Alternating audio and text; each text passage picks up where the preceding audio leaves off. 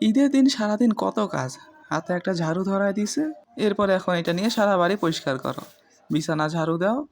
এরপর বিছানায় উঠে উপরে আর কই মাকড়সার জাল ময়লা আছে এগুলাও পরিষ্কার করা লাগবে। কাজের তো কোনো শেষ নাই। পর্দাও পরিষ্কার করা, ইস আলমারির উপরে ময়লার কি একটা অবস্থা, না এটা বাদ দিলাম। ফ্যানের মধ্যেও ময়লা আছে, এটাও পরিষ্কার করি।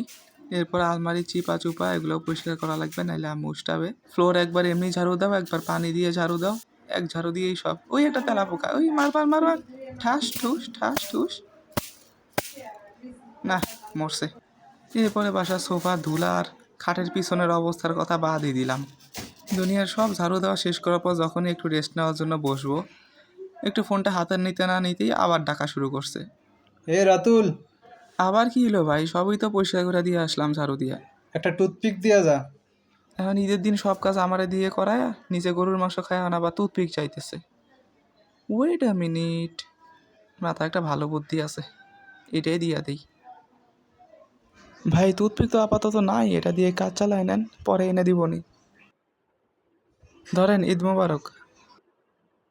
A few moments later. A Ratul,